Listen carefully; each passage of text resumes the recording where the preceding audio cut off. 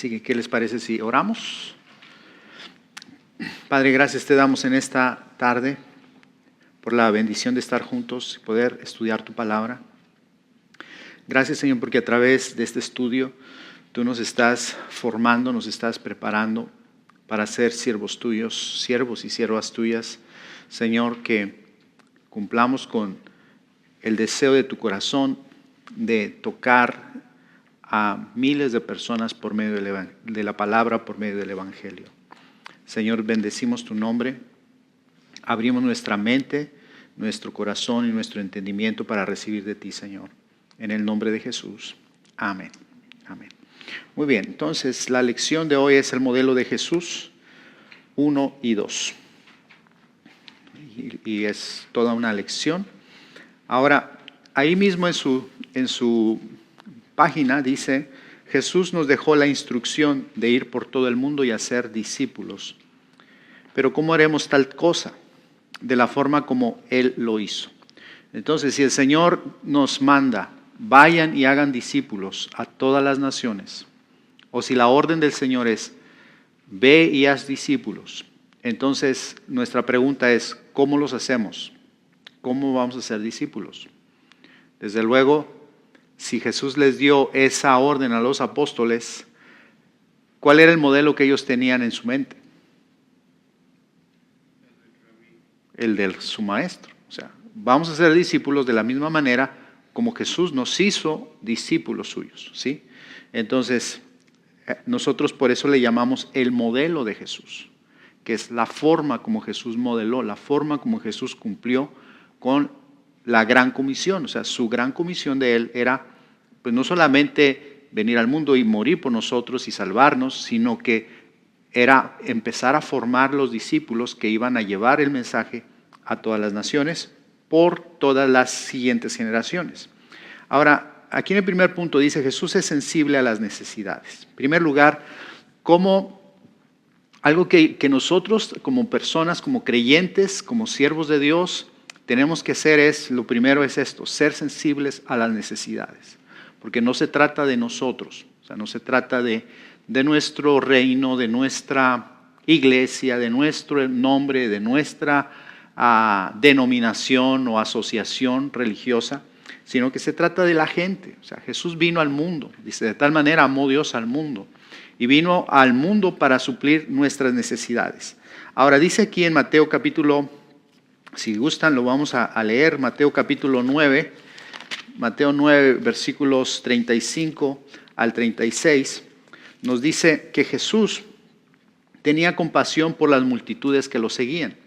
Dice en el versículo 5, dice, 35, recorría Jesús todas las ciudades y aldeas enseñando en las sinagogas de ellos.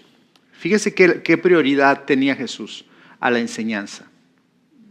Pues la gente puede a veces menospreciar la palabra, puede menospreciar la enseñanza, pero es la verdad. Jesús dijo, la verdad te hará libres.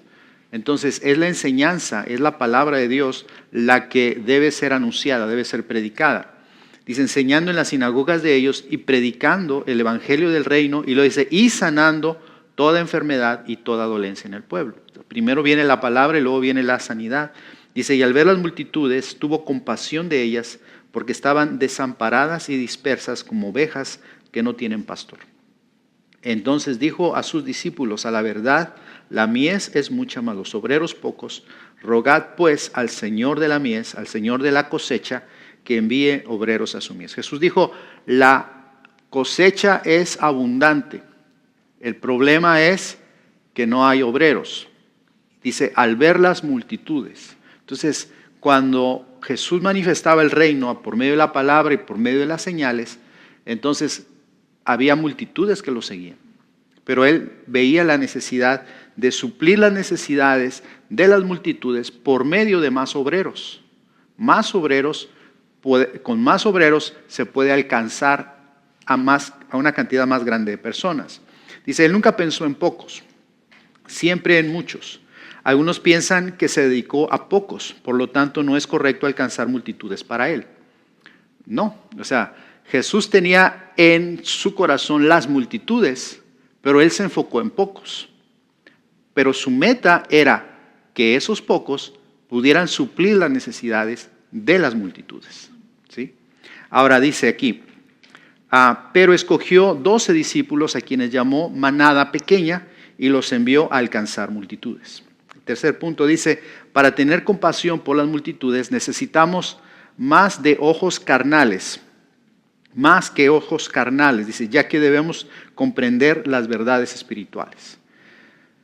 En este sentido, por ejemplo, nosotros debemos entender que todas las personas necesitan el Evangelio. No hay de todas las razas, de todos los niveles sociales. Por ejemplo, dice aquí, aquellos que ven a la humanidad con los ojos de la carne se compadecen únicamente de los drogadictos, los alcohólicos, las prostitutas, los pobres o los pandilleros, aunque realmente todas las personas tienen un alma que es necesario salvar.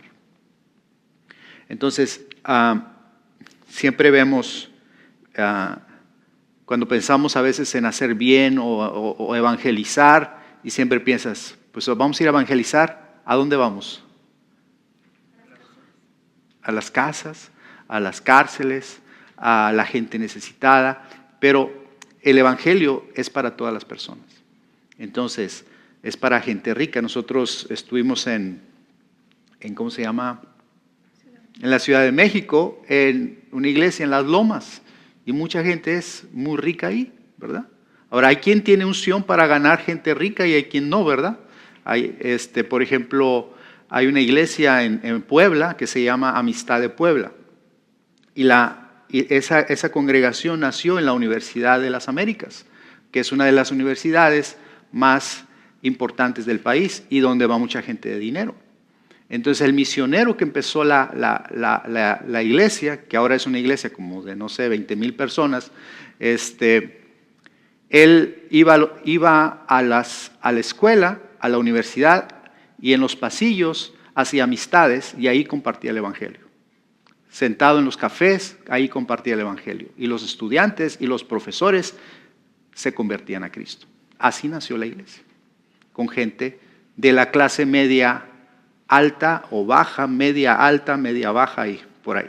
Entonces, nosotros tenemos que pensar en alcanzar a todas las personas. Ahora, como les decía, hay gente que tiene gracia para alcanzar gente rica, hay gente que no, gente que no tiene esa gracia. Entonces, reconoce la gracia que Dios, o reconozcamos la gracia que Dios nos ha dado y hagamos nuestro trabajo.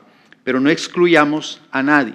Nosotros, por ejemplo, aquí en Estados Unidos, como somos mexicanos, como somos hispanos, como nuestro idioma es el español, nos cuesta a veces trabajo pensar que podemos ganar gente de otras nacionalidades, ¿verdad?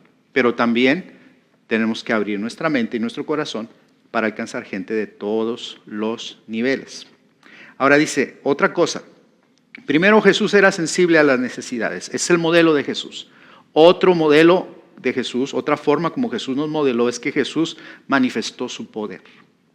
Entonces necesitamos en nuestra visión poder manifestar el poder de Dios. Dice, Jesús llenó las necesidades de las personas manifestando su poder sanador y libertador a muchos. El propósito de las señales es que la gente crea en el Señor. Entonces nosotros tenemos que orar al Señor y tenemos que desarrollar la fe. Realmente no es tanto orar, sino actuar en fe para que el Señor nos use con milagros y señales. Y eso los podemos hacer aquí en la iglesia, como también lo podemos hacer en los grupos de amistad. Dice, el resultado fue que muchos más le seguían y andaban como ovejas sin pastor. Y aquí vemos algunos versículos. Vamos a leer solamente uno. En Marcos capítulo 2. Marcos capítulo 2, versículo del 1 al 12. Entonces, la manifestación del poder de Dios tiene que estar en nosotros.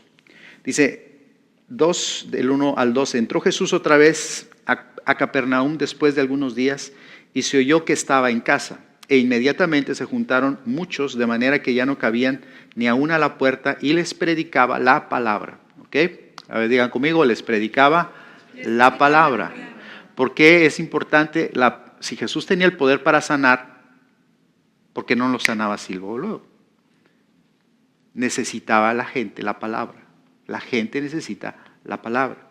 Dice el 3, dice, entonces vinieron a él unos trayendo un paralítico que era cargado por 4. Y como no podían acercarse a él a causa de la multitud, dice, descubrieron el techo donde estaba y haciendo una abertura, bajaron el lecho en que yacía el paralítico. Al ver Jesús la fe de ellos, dijo al paralítico, hijo, tus pecados te son perdonados. Estaban ahí sentados algunos de los escribas, los cuales cavilaban en sus corazones. ¿Por qué habla este así? Blasfemias dice. ¿Quién puede perdonar pecados sino solo Dios? Y conociendo luego Jesús en su espíritu que cavilaban de esta manera dentro de sí mismos, les dijo, ¿por qué caviláis así en vuestros corazones? ¿Qué es más fácil? Diga conmigo, ¿qué es más fácil? ¿Qué es más fácil? ¿Qué es más fácil? Decir al paralítico, tus pecados te son perdonados, o decirle, levántate, toma tu lecho y anda. A ver, una pregunta, ¿qué es más fácil? ¿Qué es más fácil decir? ¿Tus pecados te son perdonados?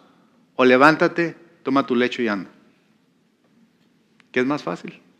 Fíjese lo que dice. ¿Qué es más fácil decir? ¿Qué es más fácil decir?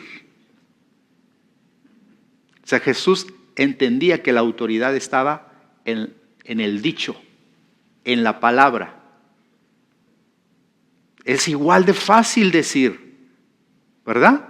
O cuando dices levántate, toma tu lecho, la lengua se te traba y las palabras están más pesadas o qué. ¿Qué es más fácil decir? Tus pecados te son perdonados, o decirle levántate, toma tu lecho y anda. El 10 dice, pero para que sepáis que el Hijo del Hombre tiene potestad en la tierra para perdonar pecados, dijo al paralítico, a ti te digo, otra vez, a ti te digo. Entonces, ese es un paréntesis. En la fe, lo importante es lo que dices.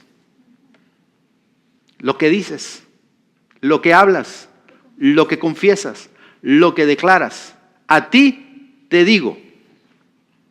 Yo siempre digo que cuando Jesús resucitó a Lázaro, que dice que removieron la piedra y que dijo, Lázaro, ven fuera. Que si Jesús no hubiera mencionado el nombre de Lázaro, se hubieran levantado todos los muertos que estaban ahí. Entonces, el poder y la autoridad la tenemos en la palabra. Entonces dice, a ti te digo, levántate, toma tu lecho y vete a tu casa. Toma tu lecho y vete a tu casa. Toma tu cama. Y lo dice el 12. Entonces él se levantó enseguida y tomando su lecho, salió delante de todos, de manera que todos se asombraron y glorificaron a Dios, diciendo, nunca hemos visto tal cosa. Entonces, en nuestra iglesia, en nuestros grupos, en nuestras reuniones, necesitamos la manifestación del poder sobrenatural de Dios. Que cuando la gente venga con una necesidad de sanidad, aquí haya palabra de sanidad para ellos. Aquí haya una manifestación del poder para que la gente no regrese a su casa como llegó, sino que salgan restaurados en su salud, pero también en su economía, también en sus relaciones, también en sus matrimonios. ¿Ok? ¿Y qué hacen las señales? ¿Qué hacen las señales? Producen más fe. Producen más fe y atraen a las multitudes. ¿Ok? Entonces, pero dice que como quiera andaban como ovejas sin pastor. Venían las multitudes, sus necesidades eran cubiertas, pero de todas formas no tenían pastor. ¿Sí? Para eso entonces Jesús estaba preparando a los 12. ¿Sí? Ahora dice, la unción no hace discípulos. A ver, vamos a leerlo otra vez. Repita esto conmigo. La unción no hace discípulos. ¿Qué quiere decir eso? O sea que aún estando la presencia de Dios, aún la gente sanando, aún la gente siendo llena del Espíritu Santo, aún la gente teniendo palabra profética, aún teniendo las manifestaciones del Espíritu y aún recibiendo, aún cuando la gente ora, si la gente se cae o es llena del Espíritu Santo, Eso no los hace discípulos. ¿Sí? ¿Qué es lo que hace a la gente discípulo? Ahora, lo que hace, dice, son, sino seguidores agradecidos. Los discípulos deben formarse. Y lo que nosotros estamos haciendo aquí, en los miércoles y los viernes, es formarlos a ustedes como discípulos. El hecho de dejar la comodidad de su casa, dejar, ahorita nosotros antes de venirnos, nos recostamos un ratito y en un ratito me quedé así dormido. Y luego mi esposa me acodé y me dice, ya son casi las 6:30. El hecho de levantarte para venir y de tomar tus lecturas, hacer tus tareas y todas esas cosas es parte de la formación. Es parte de la formación. Estás formando una disciplina, estás formando un carácter, estás formando una responsabilidad con tu crecimiento espiritual. ¿Ok? Entonces los discípulos deben formarse. Nosotros debemos formarlos como pastores, debemos formarlos a ustedes como discípulos. Dice, Jesús mismo no discipuló multitudes porque discipular es una tarea personalizada. ¿Ok? Repita eso conmigo. Discipular es una tarea personalizada. Ahora, piensen en esto. ¿Ok? Piensen en esto. Tú vas a tener discípulos. A ver, les voy a ayudar. Repita conmigo, yo voy a tener discípulos. Entonces, a ti te va a tocar discipularlos a ellos. Tú estás siendo discipulado ahora, pero a ti te va a tocar discipularlos a ellos. Te va a tocar enseñarles, te va a tocar lo que tú has estado aprendiendo, se los vas a repetir a ellos. Y la formación, por ejemplo, Jesús cuando tomó a los 12, los tomó, todos eran broncos, o sea, todos eran tremendos, ¿sí? Y Él los fue formando sus vidas, fue formando su carácter y los fue desarrollando en fe y los mandaba a enseñar, los mandaba a orar por enfermos, los dejaba solos y se iban. Y luego, por ejemplo, cuando ellos no hacían bien su trabajo, los regañaba, o sea, les llamaba la atención, se enojaba con ellos. Pedía cuentas. ¿Qué hicieron? ¿A dónde fueron? ¿Cómo les fue? Y cuando veía que los resultados no eran lo que él esperaba o como él los había enseñado, entonces les llamaba la atención. Eso es parte de la formación. Entonces, no se moleste si en alguna ocasión alguien o nosotros les llamamos la atención. ¿Verdad? Es parte de la formación. ¿Cómo educas a tus hijos? ¿A tus hijos tú los formaste o no? Bien o mal los formaste. ¿Qué dice la palabra? Instruye al niño en su camino. Y aun cuando fuere viejo, dice, no se apartará de él. Dice, instruye al niño en su camino. O sea, el niño, tus hijos han sido discipulados o disciplinados por ti y por mí. Nuestros hijos han sido disciplinados. Entonces, nos toca a nosotros formar a nuestros discípulos. Ahora, siguiente parte del modelo que Jesús nos dejó es que Jesús escogió a 12 personas. De todas las multitudes que venían, de los cientos y cientos de personas que venían en búsqueda de algo, a todas esas personas agradecidas por la enseñanza, agradecidas por la palabra, agradecidas por las señales, agradecidas por los milagros, de todos esos, Jesús reclutó a 12. Esos 12 dejaron todas sus ocupaciones para ir detrás de Jesús, para ser enseñados por Jesús. Les decía, no sé si fue aquí o fue en otro lugar, que en ese tiempo los maestros, ellos eran los que escogían a los discípulos. Los discípulos no escogían al maestro. Por ejemplo, hoy en día la gente dice, ya no me gustó esa iglesia, me voy a otra iglesia. ¿Qué están haciendo ahí? Están escogiendo su maestro, ¿verdad? Están escogiendo su maestro. No, ya no me gustó ese pastor. No me gusta cómo enseña, no me gusta esto. Entonces se van moviendo de iglesia en iglesia. Ustedes no saben nada de eso, ¿verdad? Gracias a Dios. Pero hay mucha gente así, que anda de iglesia en iglesia. escogiendo a ver cuál es el maestro que más les gusta. En ese tiempo no era así. En ese tiempo el maestro era el que escogía a sus discípulos. ¿Sí? Ahora vamos a ver esto. Dice, muchos siguieron a Jesús por las señales y prodigios que hizo, pero eran como ovejas que no tenían pastor. Esta nueva multitud debía ser cuidada y Jesús no podía hacerlo solo, por lo que escogió a 12 obreros que lo ayudaran. Una vez más, en Mateo, vamos a ver, Mateo capítulo 10, vamos a leer capítulo 9, el final del 37, 9:37. Dice, entonces dijo a sus discípulos, a la verdad, la mies es mucha. A ver, cambiemos la palabra mies por cosecha. La cosecha es mucha. Dice, más los obreros pocos. Rogad pues al Señor de la cosecha que envíe obreros a su cosecha. Entonces, el problema no es que falte gente para alcanzar, el problema es que no hay obreros para alcanzarlos. ¿Sí? Y luego dice en el versículo 1 de capítulo 10, dice, entonces llamando a sus 12 discípulos, les dio autoridad sobre los espíritus inmundos para que los echasen fuera y para sanar toda enfermedad y toda dolencia.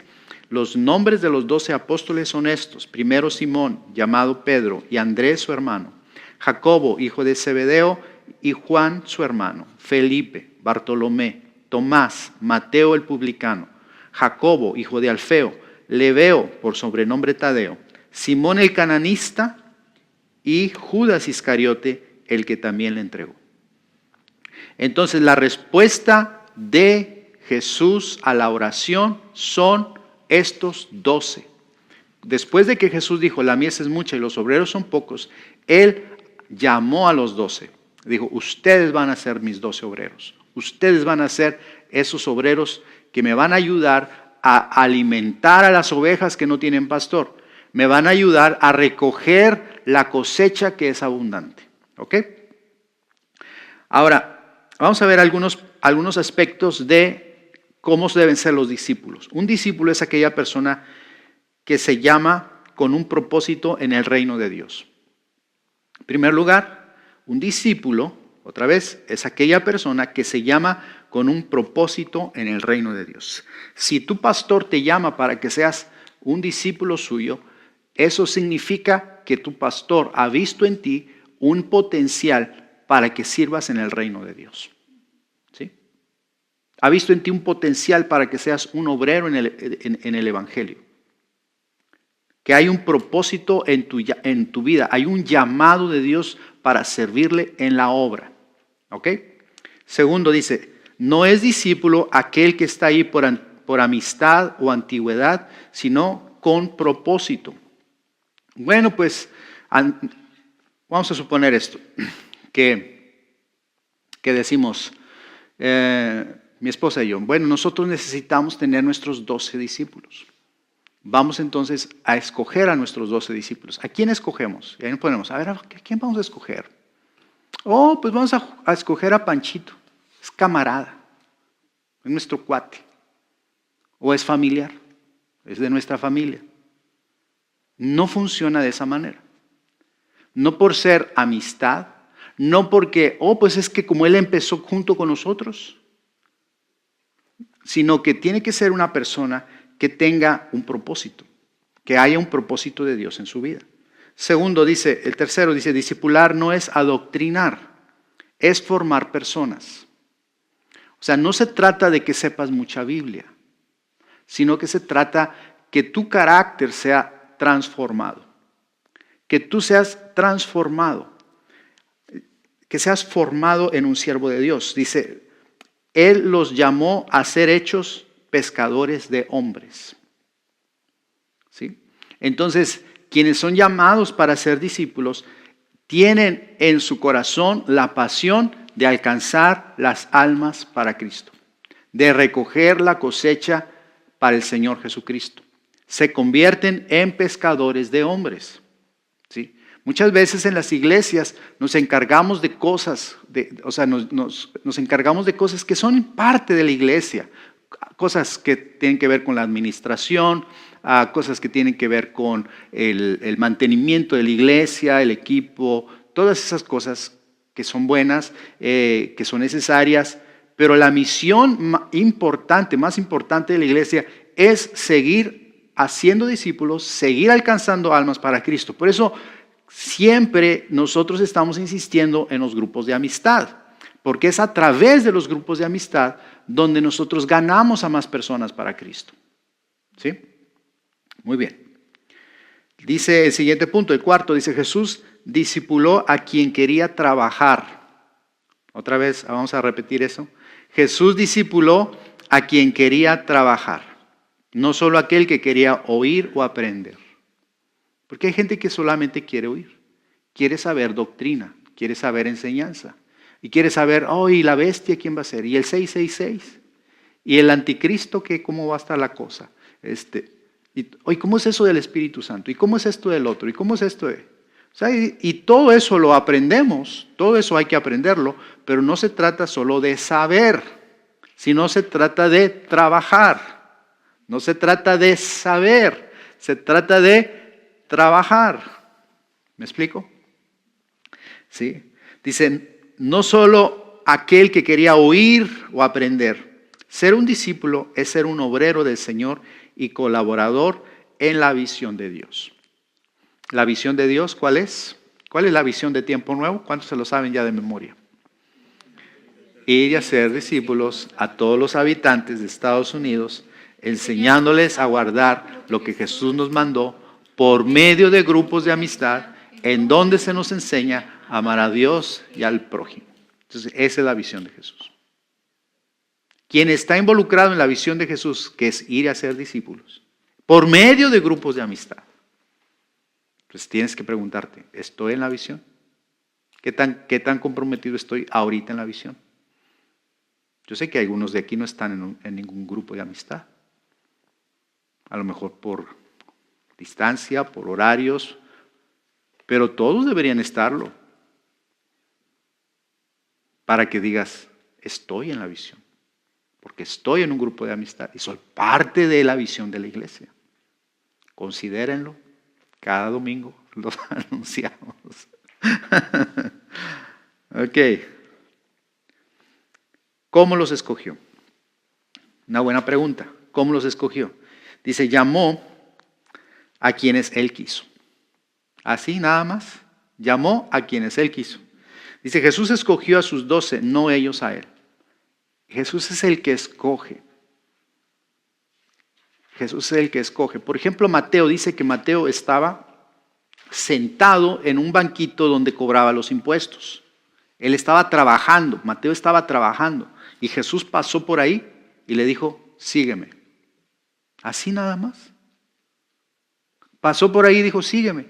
Dice, y al instante dejó todo y le siguió.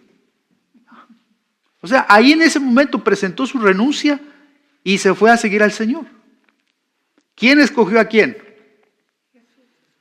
Jesús escogió a Mateo, pero Mateo también escogió a Jesús. O sea, al final Mateo también decidió seguir a Jesús. Ahora, en otro caso, un joven rico que se le acerca a Jesús y le dice, ¿qué debo hacer para heredar la vida eterna? Jesús dice, guarda los mandamientos. Y lo dice, todo lo he guardado desde mi juventud. Entonces Jesús le lanza este reto, le dice, ok, si quieres ser perfecto, vende todo lo que tienes, dalo a los pobres, tendrás tesoros en el cielo y ven y sígueme. ¿Cómo se llama ese joven rico? ¿Alguien sabe? ¿Por qué no sabemos su nombre? ¿Por qué no sabemos su nombre si era rico? Era un hombre importante. Por una simple y sencilla razón. Porque no siguió a Jesús. No lo siguió. Prefirió quedarse con su riqueza que seguir a Jesús. Mateo dejó el changarro ahí. O sea, dejó el negocio ahí cuando Jesús dijo, sígueme. Y siguió inmediatamente a Jesús. ¿Sí? Obviamente, si el pastor le dice, sígueme, usted va a decir, ¿qué voy a hacer, pastor? Ahora voy a dejar el negocio, voy a dejar el trabajo, ¿qué voy a hacer? No, vas a ajustar tu vida para que en el tiempo que tú tengas libre puedas ocuparte en la obra de Dios. Eso es lo que vas a hacer. Mientras hay dinero para que te podamos pagar. Porque dice la Biblia, el obrero es digno de su salario. ¿O no? Pero mientras no haya los recursos todavía, entonces ajusta tu horario para que podamos servir juntos en la obra de Dios. ¿Qué es lo que hacemos en los grupos de amistad? ¿Verdad? Ahora, siguiente, dice, escogió con propósito por el objetivo a seguir, que era formarlos para ser pescadores de hombres. Todos los apóstoles sirvieron al Señor Jesucristo. Sabemos, por ejemplo, de Pedro y Juan en el libro de los Hechos, pero la historia nos habla, por ejemplo, de Mateo, que Mateo fue a Etiopía a predicar el Evangelio. Sabemos también, la historia nos dice que Tomás fue a la India a predicar el Evangelio. Y allá murieron, ¿sí? En esos países. Juan, por ejemplo, el apóstol Juan, se dice que él es el único de los apóstoles que murió de viejito. Todos los demás los mataron por su fe en Jesús. Entonces, todos ellos, al encuentro de Jesús, después del encuentro que tuvieron con Jesús y de verlo resucitado y de ser llenos del Espíritu Santo, sus vidas fueron entregadas a la visión de Jesús de llevar el Evangelio a todas las naciones. Entonces, si el Señor te llama a ti, te considera un obrero, una persona digna de seguirle y aún de renunciar tal vez a una profesión o a un trabajo para seguirle a Él, considérate una persona privilegiada en servir al Señor y seguirlo. Ahora dice el siguiente punto, ¿cómo los escogió? El tercer punto dice, estableció un número determinado de obreros. Dijo Jesús, necesito 12. Y ahorita vamos a ver por qué 12. Necesito 12. ¿Por qué no dijo Jesús con 6 suficiente? ¿Por qué no dijo el Señor 20 con 20? Entre más mejor. No, 12. 12 era el número que Jesús estaba buscando. Ahora, siguiente punto dice, capacitó y delegó con poder, primero a 12, luego a 70. Siguiente punto dice, envió a los obreros de 2 en 2. Ese fue el patrón que Jesús hizo. Primero, dice, escogió a 12 a los que Él quiso. Segundo, los escogió con un propósito, para ser formados. Luego, escogió una cantidad, 12, solo 12. Luego, los capacitó, les delegó autoridad y poder. Y luego, primero a los 12 y luego a los 70. Otra versión dice que fueron 72. Y si hacemos cuenta, 72 es un múltiplo de 12. Son equipos. ¿12 por qué? Por 6. 72. 12 por 6, 72. Y luego dice, los envió a los obreros de 2 en 2. Por eso en los grupos de amistad tenemos parejas ministeriales, excepto en el grupo donde está mi mamá, que se quedó solita, pero los enviamos de 2 en 2. Cuando ustedes terminen la academia y después de que hayamos orado por ustedes, si es la voluntad de Dios, para que ustedes vayan y abran un grupo de amistad, los vamos a mandar de 2 en 2. No van a ir solos, van a ir acompañados. Porque si te mando solo, ¿qué vas a hacer? ¿Qué voy a hacer yo solo? Pero si te mando acompañado con otra persona, pues ya te ayudas, ¿no? Ya te da valor que vamos juntos, ¿sí? Ahora dice, Jesús pasó toda la noche orando antes de escoger a los apóstoles. Él había dicho que pidiésemos al Señor de la mies más obreros, por lo que él mismo oró al Padre para que le revelara quiénes serían los 12. La oración es esencial para escogerlos. Juan capítulo 17. Juan capítulo 17. Aquí Jesús está orando por sus 12. Juan 17 dice, En el versículo, vamos a leer desde el 1 en adelante, dice: estas cosas habló Jesús levantando los ojos al cielo y dijo: Padre, la hora ha llegado, glorifica a tu Hijo para que también tu Hijo te glorifique a ti, como le has dado potestad sobre toda carne para que dé vida eterna a todos los que le diste. Jesús pidió los 12, ¿sí? Dice: y esta es la vida eterna, que te conozcan a ti, el único Dios verdadero, y a Jesucristo a quien has enviado. El 4, yo te he glorificado en la tierra, he acabado la obra que me diste que hiciese. ¿A qué se refería? ¿Jesús ya había muerto en la cruz? No. ¿Por qué dice que ya había acabado la obra? Ya los había formado. Checa el dato. Jesús ya los había formado a los 12 y uno lo estaba entregando. Otro lo iba a traicionar y el resto iban a salir volando. Yo te hago una pregunta. ¿Terminó o no terminó Jesús? ¿Los formó o no los formó? Sí los formó, aunque sabía que eran aún débiles.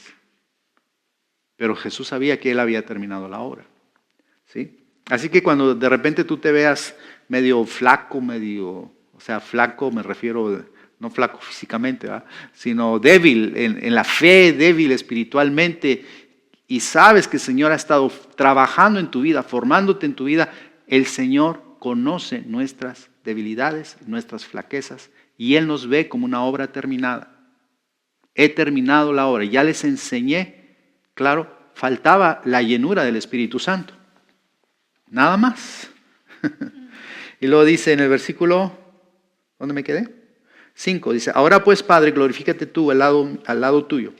Glorifícame tú al lado tuyo, con aquella gloria que tuve contigo antes que el mundo fuese. He manifestado tu nombre a los hombres que del mundo me diste. Tuyos eran y tú me los diste y han guardado tu palabra. ¿A quiénes se refería ahí? Otra vez. Dice: he manifestado tu nombre a los hombres que del mundo me diste. A los 12. Tuyos eran y tú me los diste y han guardado tu palabra. Ahora han conocido que todas las cosas que me has dado proceden de ti. Los milagros, las señales, la palabra, la sabiduría, todo lo que Jesús les enseñó, sabían que venía del Padre. Ahora dice, el 8 dice: porque las palabras que me diste les he dado, y ellos las recibieron y han conocido verdaderamente que salí de ti y han creído que tú me enviaste. Yo ruego por ellos, no ruego por el mundo, sino por los que me diste, porque tuyos son. Y todo lo mío es tuyo y lo tuyo es mío, y he sido glorificado en ellos. Dice: y ya no estoy en el mundo, mas estos están en el mundo. Jesús ya no estaba en el mundo. Todavía estaba en el mundo, pero ya los iba a dejar, los iba a soltar, los iba a liberar para que ellos hicieran la obra, ¿sí? Dice: y voy a ti, Padre Santo, a los que me has dado, guárdalos en tu nombre para que sean uno, así como nosotros. Entonces Jesús aquí está orando por los 12, está orando por ellos, aunque están todavía, aparentemente, no están completamente formados, porque vemos lo que sucede después en los siguientes días. Pero luego vemos lo que sucede 50 días después, cuando son llenos del Espíritu Santo y cuando son usados poderosamente. Jesús dijo: las obras que yo hago ustedes también las harán y harán mayores, porque yo voy al Padre. Y por ejemplo vemos a Pedro sanando a los enfermos con su sombra. Eso no dice que Jesús hacía. Pedro hizo como una obra mayor. Imagínate. Que diga, ¿sabes qué? No tengo tiempo para orar por toda la gente, pero acomódamelos aquí, ahorita que pase mi sombra, con eso se van a sanar. Qué grueso Pedro, ¿eh?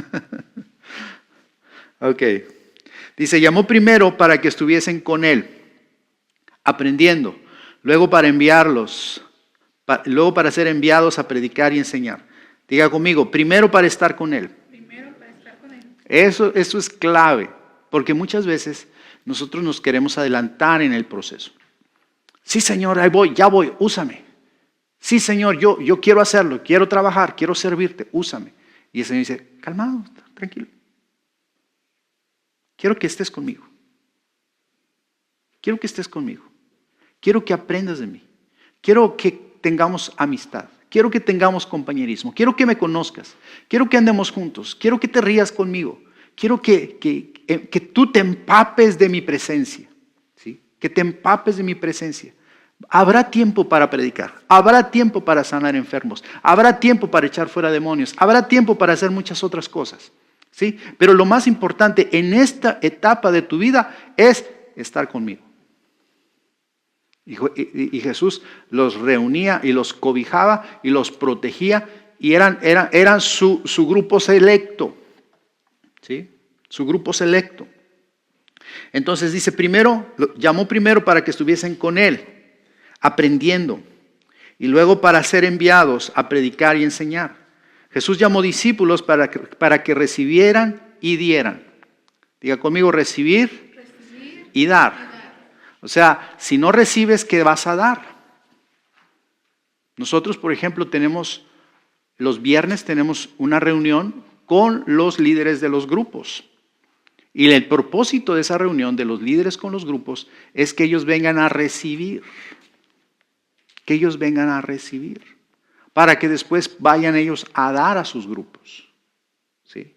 Si un día el Señor te llama a abrir un grupo, una de tus responsabilidades es venir a recibir y sentarte junto con nosotros, junto con mi esposa y conmigo, a recibir, a relajarte, ¿sí? No queremos que vayas a predicar, no, ven a recibir, porque ese es parte del modelo de Jesús, ¿sí? Muy bien, ¿dónde me quedé?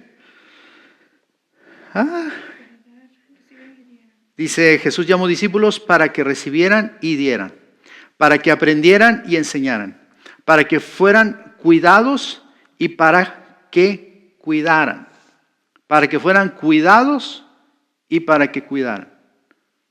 O sea, al venir aquí, al estar cerca de nosotros, sus pastores, ustedes saben que van a ser cuidados, que van a ser alimentados, que van a ser enseñados.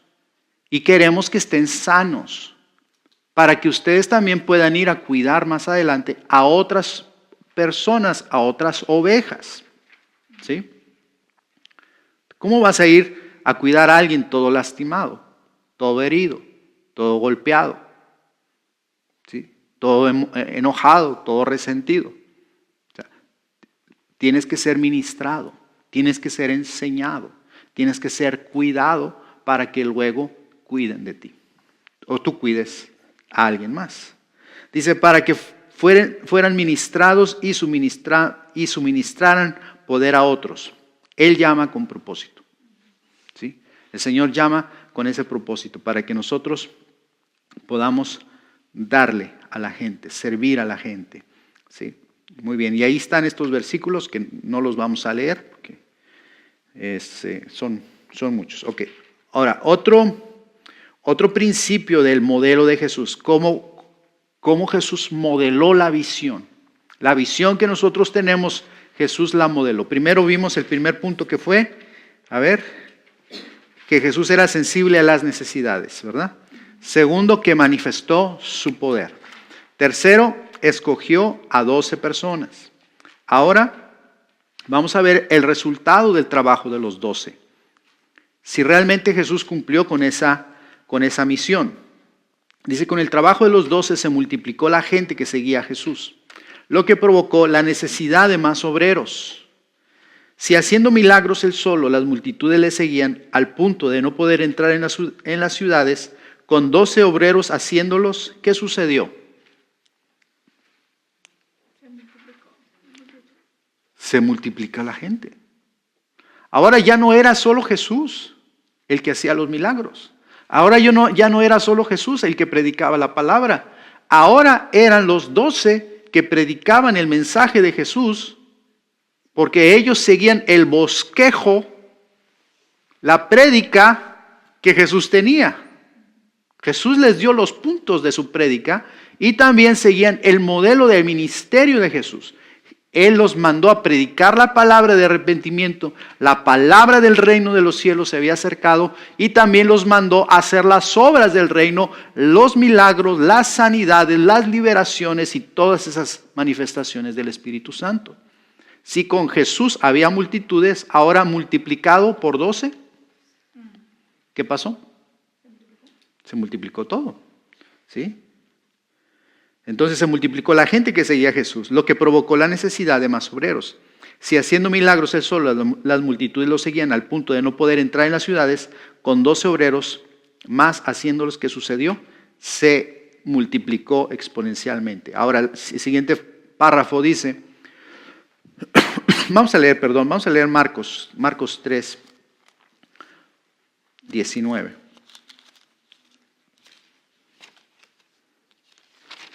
Marcos 3, 19. Dice, no sé si esté bien la cita, pero...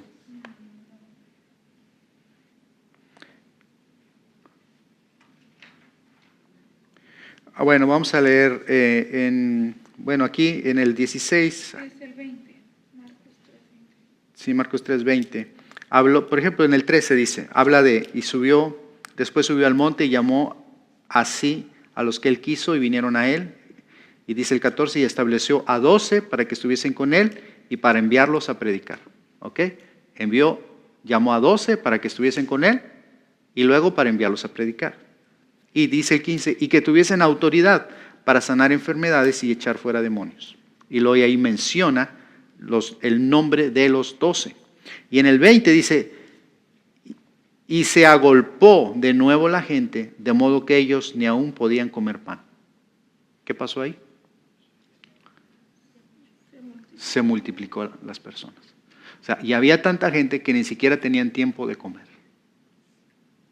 ¿Sí?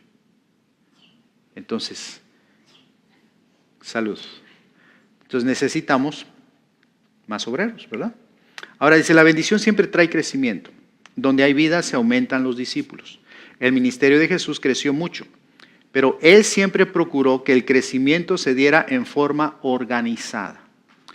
Por ejemplo, había ocasiones donde Jesús dejaba a la gente. Sí, los dejaba, ya estuvo, o sea, ya se acabó, vámonos. Y se llevaba a sus discípulos aparte, vamos a descansar. Y a veces la gente los seguía, se iba detrás de ellos. Y aunque no era el plan del Señor atender a la gente, pero al verlos que venían tras él, dice, se compadecía y les empezaba a enseñar la palabra. O sea, al final de cuentas le ganaban su corazón, porque ese es el corazón de nuestro Señor, un corazón amoroso, un corazón compasivo, ¿sí? Imagínense que les dijese, no, sáquense ya les prediqué suficiente, ya los sané, para afuera, vámonos ya. No, sino que él amaba a la gente, o sea, nos ama a nosotros. Entonces, ¿dónde me quedé? Dice, esta fue la razón de llamar en un principio a los 12. Pero ahora debía llamar más obreros, aquellos que antes solamente eran seguidores suyos, debían ser enviados. Dice, el crecimiento será organizado si se hace a través de capacitar obreros. Más obreros capacitados, mayor crecimiento. Entre más obreros tengamos, será más grande el crecimiento, será mayor el crecimiento. Dice, los problemas de las multitudes se resuelven haciendo obreros, no instituyendo copastores en la iglesia. ¿Sí? ¿Qué es un copastor? A ver, alguien me diga, ¿qué entiende por copastor?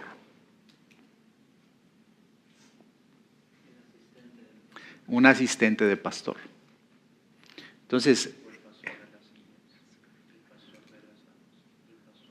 o el pastor de los jóvenes, el pastor de las mujeres, el pastor de, ¿sí? O sea, pastores o líderes asignados a diferentes grupos, ¿sí?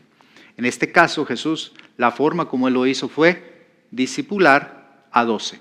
Y luego después, mientras él discipulaba a los 12, continuó discipulando a los 72. ¿Sí? Otra vez, se lo repito. Mientras él discipulaba a 12, también discipuló a 72 y los envió a los 70. Ya no envió 12. O sea, si tú envías 12, ¿cuántos equipos estás mandando? 6 equipos, de 2 en 2. ¿verdad? 6 equipos de 2 en 2. A ver los matemáticos. Y si mandas 72, ¿cuántos equipos estás mandando?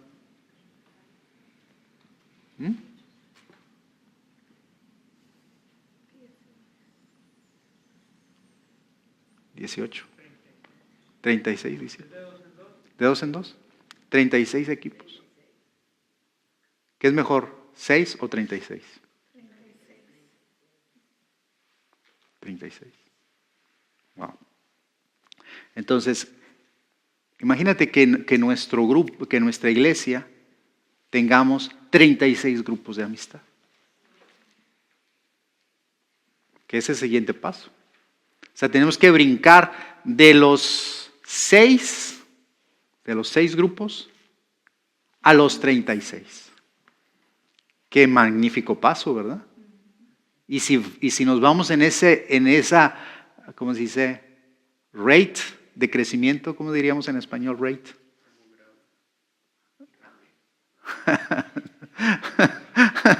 A ver, los que saben español, a mí se me olvidó. Esa tasa de crecimiento, ¿sí?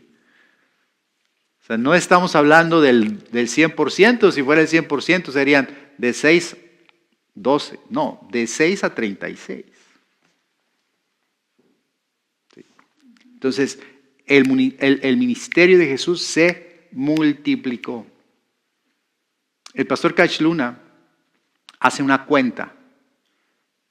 Yo no me sé esa cuenta. Pero él hace una cuenta, dice. Es bien fácil, dice. Dice, ¿cuántos se salvaron el primer sermón de Pedro? 3,000. Ok, 3,000. ¿Cómo cuidan los 3,000? Y uno dice, wow, 3,000, mucha gente. Bien fácil, dice. Eran 12, luego 72. Y luego y luego ahí están los 3,000. Dice, todos cabían en un grupo de amistad. Había suficientes grupos de amistad para cada convertido. Así de fácil. Y dice, wow, qué grande cosecha. No, era lo lógico. En la tasa de crecimiento del ministerio de Jesús era el número que tocaba. Entonces, esos 3,000 eran ya discípulos. Eran para formarse discípulos. Entonces, ¿qué nos hace falta? O sea, pilas. O sea, digamos, ahí vamos, ahí con los grupos, estirando y afloja. Los grupos van a multiplicarse y de ahí van a salir los obreros. De ahí vienen las multitudes. Amén. No por algo está escrito en la visión, por medio de grupos de amistad. O sea, por eso tengo que estar en un grupo de amistad. Ok, seguimos. Ya me emocioné. Aleluya. Dice, el crecimiento será organizado si se hace a través de capacitar obreros. Los problemas de las multitudes se resuelven haciendo obreros, no instituyendo copastores en la iglesia, sino multiplicando los obreros. Multiplicando los obreros. Ahora, más obreros, los 70 o los 72. Dice, después de enviar a los 12, Jesús necesitó una nueva generación de obreros. Llamó a otros 70. Unas versiones dicen 72. Y los envió de 2 en 2 con las mismas instrucciones que les había dado a los 12. Vamos a leerlos, las mismas instrucciones. Lucas capítulo 10. Lucas 10, del 1 al 2. Dice, después de estas cosas designó el Señor también a otros 70, a quienes envió de 2 en 2 delante de él a toda ciudad y lugar a donde él había de ir. Sí, y luego dice, y les decía, la mies a la verdad es mucha. Eso se los dijo a los 12, ¿verdad? Pero ahora se los está diciendo a los 70. Dice, la mies a la verdad es mucha, más los obreros pocos. Por tanto, rogad al Señor de la mies que envíe obreros a su mies. Y dice, id, o vayan. He aquí, yo os envío como corderos en medio de lobos. No llevéis bolsa. Y luego Por ejemplo, en el versículo, ¿dónde me quedé? En el versículo 9. Dice, sanad a los enfermos que en ella haya y decid, se ha acercado a vosotros el reino de Dios. Entonces Jesús los capacitó, los enseñó simultáneamente, mientras lo que yo creo que sucedió fue esto. Jesús llamó a los 12 y el Señor les dijo, ok, cada uno de ustedes me consigue 6. ¿Okay? Cada uno de ustedes me va a conseguir 6. O sea, vamos a hacer una prueba. A ver, Pedro, tú 6. Andrés, tú 6. Tú 6. Ok, tráigamelos, porque mientras los voy discipulando a ustedes, a estos 72 también los voy discipulando. Pero te vas a encargar de ellos, ¿ok? Tú me los vas a traer. Ahí voy a estar checándolos.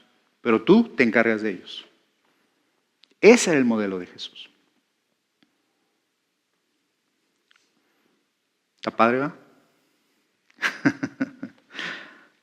Ok, dice, Dios busca y establece personas dispuestas a trabajar en la obra de su reino. Todo obrero con la visión correcta levanta la mies.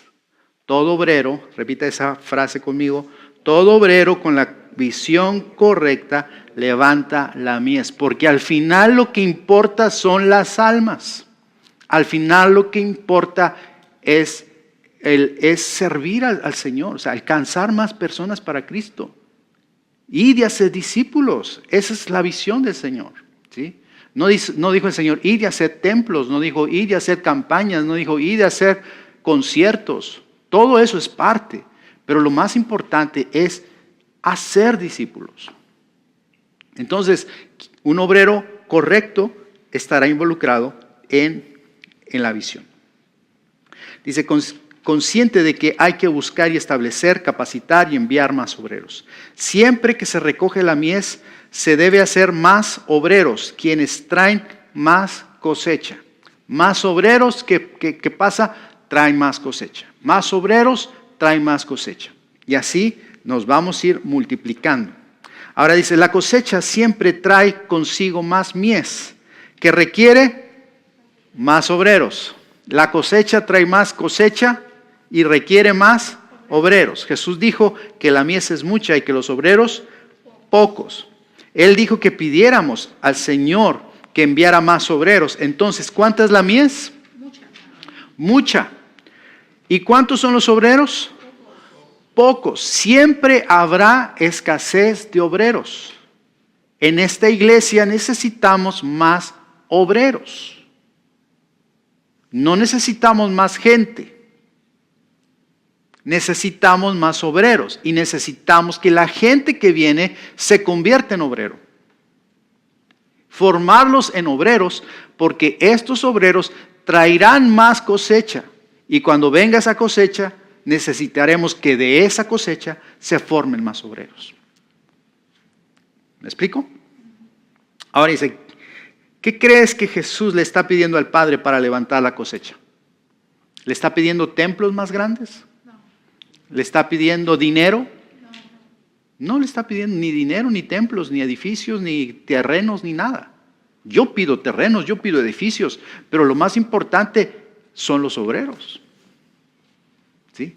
Queremos templos, queremos edificios y los vamos a tener, pero si no tenemos gente, ¿para qué queremos edificios? ¿Para qué nos vamos a meter en una bronca de estar pagando algo si no tenemos la gente? Pero necesitamos primero la gente y luego tendremos los recursos.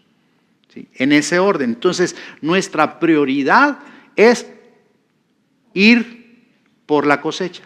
Los obreros que tenemos y los que se están formando, como ustedes, ir por más cosecha, ir a recoger la cosecha. ¿Ok? Muy bien. Según Jesús, ¿por qué deberíamos orar nosotros? Por más obreros. Debemos pedirle al Padre que nos dé la nación y que envíe más obreros para ganarla.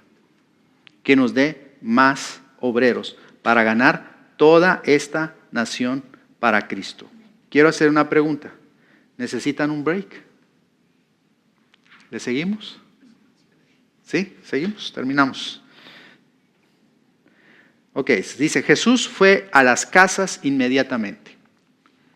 Por eso los grupos de amistad. Dice, cuando Jesús llamaba a alguien para que lo siguiera, dice, muchas veces iba a la casa de este y tenía una reunión ahí. Y vemos muchos ejemplos. Aquí, por ejemplo, vemos, luego de llamar a Andrés, Simón, Pedro, Jacobo y Juan, entró en la casa de la suegra de Pedro.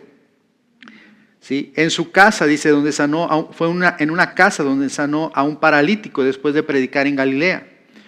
Dice, al llamar a Mateo, dice, comió en esa casa con los amigos de Mateo, de este. Dice, después de escoger a los 12, los llevó a casa. Dice, cuando llamó a Zaqueo, dice, le dijo que era necesario que posara en la casa en esa noche. Entonces Jesús usaba las casas para que a través de los hogares poder enseñar la palabra y compartir con ellos. ¿Y qué hacía? Comía. Jesús comía. Sanaba y comía, y predicaba y comía. ¿Sí? ¿En dónde? En las casas. Por eso cuando yo me invito a su casa, aunque no me invite, es para comer. Ok, ahora la siguiente pregunta, ¿por qué dos? ¿Por qué los mandó de dos en dos? Ahora Jesús los envió de dos en dos porque conocía el principio bíblico de Eclesiastés 4:9 que dice, mejor son dos que uno. Y lo usamos ese versículo en este domingo. Dice, porque si uno cae, ¿qué pasa? El otro lo levanta, pero hay del que está solo, porque cuando cae no habrá quien lo levante. Entonces es un principio bíblico. En el Antiguo Testamento le llama, por ejemplo, había un principio, dice, uno hace correr a 1000 y dos hacen correr a 10,000. O sea, matemáticamente como que no checa, ¿verdad? O sea, matemáticamente sería, si uno echa a correr a 1000, dos echarían a correr a 2000. Pero no, dice, dos echan a correr a 10,000. Entonces se multiplica la fuerza, eso se llama sinergia, que cuando dos personas con fe, dos personas con el mismo propósito y un mismo corazón, unen sus destinos para servir al Señor, la fuerza de ellos se multiplica. ¿Sí? Ahora dice, es decir que dos personas trabajan en equipo para levantar la cosecha, cuidar de ella y enviar nuevos obreros. Envió en parejas de 2 y a los 12, y a los 70. Algunas de las parejas que Dios formó, dice, algunas de las parejas que Dios formó para que les sirviesen. Y aquí vamos a ver una lista de todas las parejas y algunas parejas, ¿verdad? Por ejemplo, Adán y Eva para iniciar la raza humana. Moisés y Aarón eran pareja ministerial para sacar a Israel de Egipto. Josué y Caleb para la conquista de Canaán. Elías y Eliseo, quienes profetizaron contra la idolatría en Israel. Elías y Giesi, quienes continuaron la obra de Eliseo y Giesi, quienes continuaron la obra de Elías. No nada más en inglés se confunde uno también en español. David y Jonatán, estábamos allá en Guatemala. Y a ver, dice el pastor, otra pareja ministerial, otra pareja. Y dice un pastor, David y Goliat. Nada que ver. Samson y Dalila. No. Esos no eran parejas ministeriales. Pero sí David y Jonatán, antes del reinado más próspero de Israel, que eran amigos inseparables, luchaban juntos, peleaban juntos por el reino. Pedro y Juan en la iglesia primitiva. Pablo en sus viajes misioneros con Bernabé, Silas o Timoteo. Siempre vemos a Pablo acompañado de un discípulo, acompañado de otro apóstol. ¿Sí? Nunca va alguien solo. Ahora dice, en el caso de Jesús, dice Jesús y el Espíritu Santo. En el Apocalipsis habla de los 2 testigos. Y aunque me da risa el siguiente punto, dice, hasta el diablo enviará una pareja, el anticristo y el falso profeta. Porque entienden ese principio. O sea, no es una persona solo. O sea, Dios llama a uno, pero junta a una persona que vaya contigo a la par. Por eso dice la palabra, no te unas en yugo desigual con los incrédulos.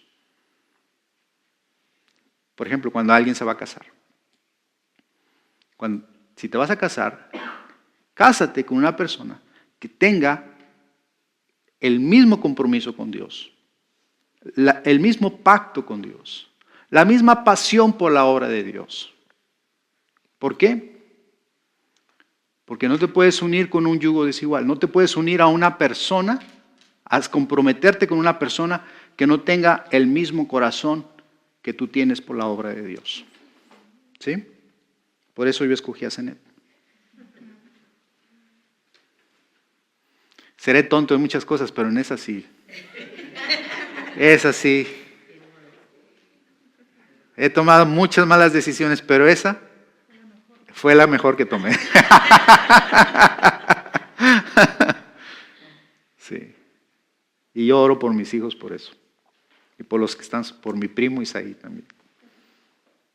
Porque se va a casar. Ahí como lo ven. Yo sé que ahorita es el soltero más codiciado de tiempo nuevo, pero se va a casar. Se pone colorado. Está registrado Isaí. Ahí está. Las futuras generaciones verán. Córtale. Ok, ahora la siguiente pregunta. ¿Por qué 12? ¿Por qué 12? ¿Por qué de 2 en 2? Por el principio.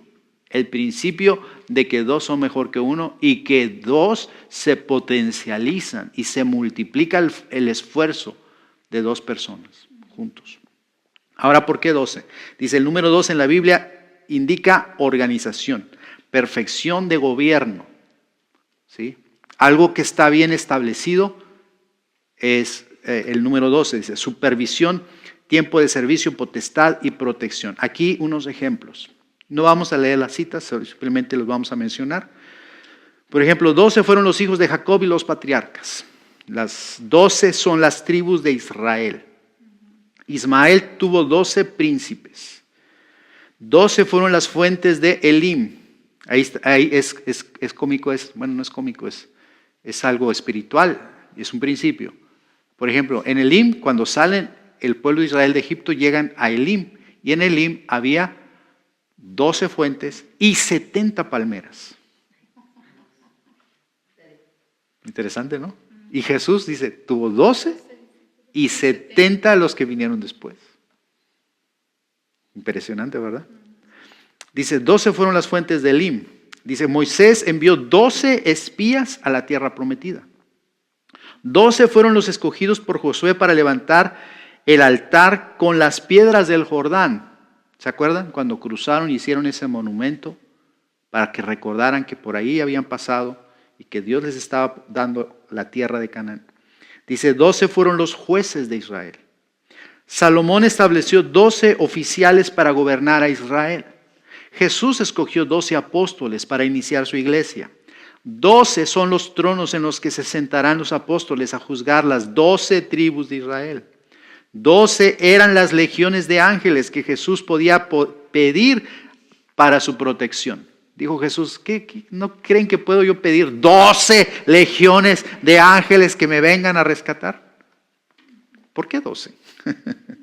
Bueno, ya lo vimos, porque 12 representa perfección de gobierno, autoridad, supervisión. ¿Sí? ¿Dónde me quedé? En el 12. Dice, alrededor del trono de Dios hay 24 ancianos donde se sentarán 24 tronos, los 24 ancianos en los tronos. Se sentarán en los ancianos, 12 por 2, ¿cuánto es? 24. 144,000 son los santos en el tiempo final, judíos sellados, 12,000 de cada tribu de Israel. 12 por 12, 12 por 12,000. 144,000. ¿Sí? Ahí están las citas. Jerusalén, la ciudad de Dios, tiene 12 puertas. 12 ángeles son las 12 ángeles a las puertas. El muro de la ciudad tiene 12 fundamentos. En ellos los 12 nombres de los 12 apóstoles del Cordero. Tiene 12 piedras, 12 cimientos. Mide 12,000 estadios. Y 12 y 12 y 12 en toda la Biblia. Dice, en el aposento alto había 120 orando. En el día de Pentecostés se convirtieron 3,000, ambos múltiplos de 12. ¿Ok? ¿Por qué 12? Porque es orden. Porque Dios es un Dios de orden. ¿Sí? Entonces, el día que cuando digan, a ver, el pastor aquí les va a presentar a sus 12, ¿no? Va a decir, ¿qué le pasa al pastor? No, simplemente estoy siguiendo el modelo de Jesús. El modelo que Jesús nos dejó. ¿Sí? Y ellos gobernarán la iglesia. Mientras mi esposa y yo nos vamos a Cancún. No. A las naciones. Cancún es México, ¿sí? Hay almas, hay cosecha también allá. Dice, Las Palmas y las fuentes allá.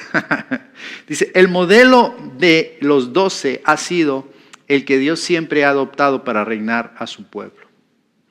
Dice, cuando formó la nación de Israel, lo hizo a través de 12 tribus, la juzgó a través de 12 jueces y la gobernó a través de 12 oficiales. Le voy a explicar esto.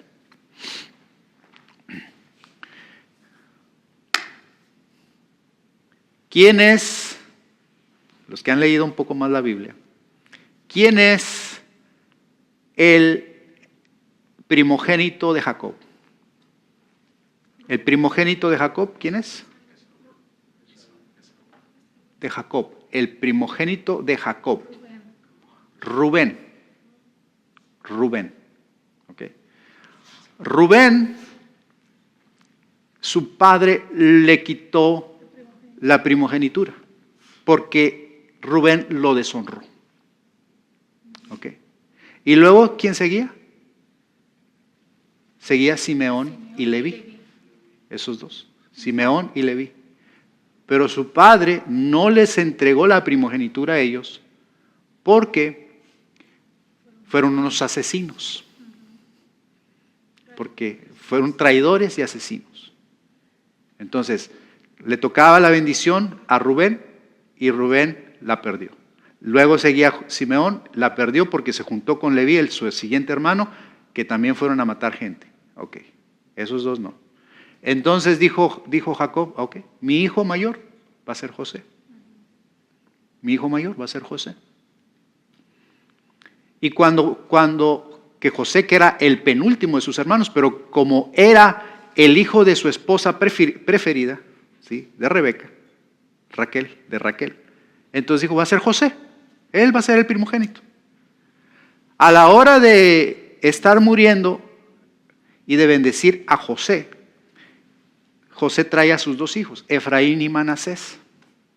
Los trae y dice, papá, aquí están mis hijos, ora por ellos, bendícelos. Y Jacob le dice, José, mi hijo, ¿sabes qué? Ellos dos, estos dos de tus hijos, van a ser miembros de las 12 tribus.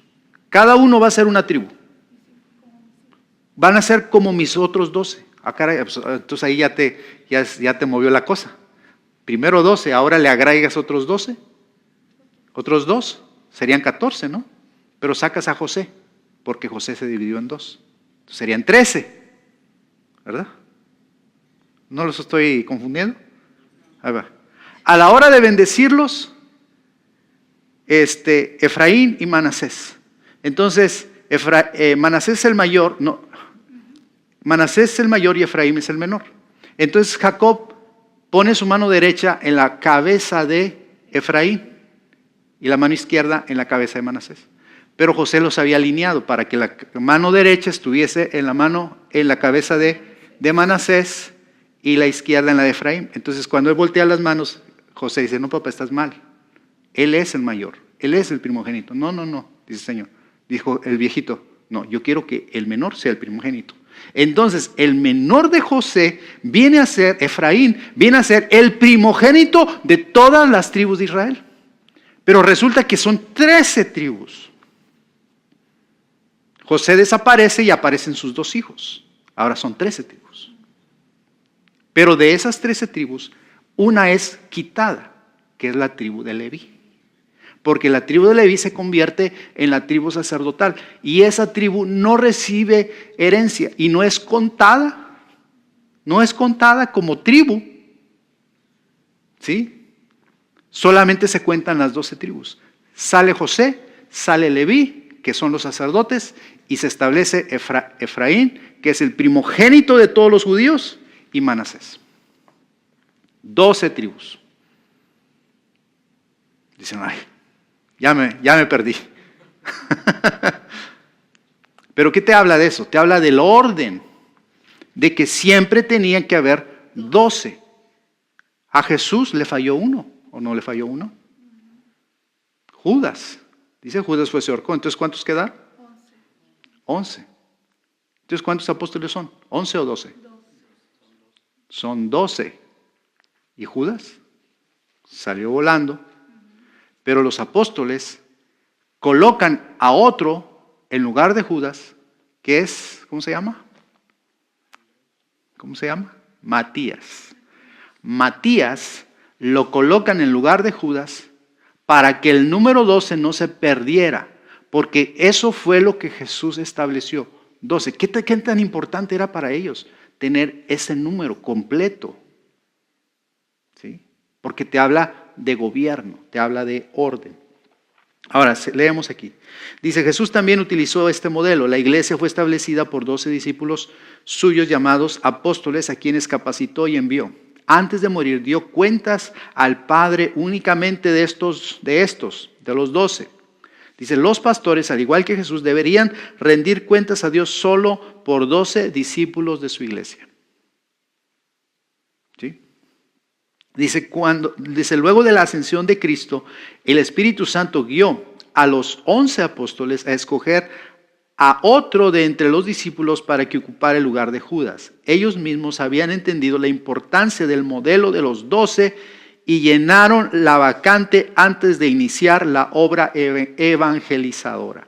Hoy el Espíritu Santo nos está moviendo de nuevo al mismo sentir del Señor, con el fin de levantar la gran cosecha de los últimos tiempos y cuidar de cada creyente para el glorioso día del retorno del amado.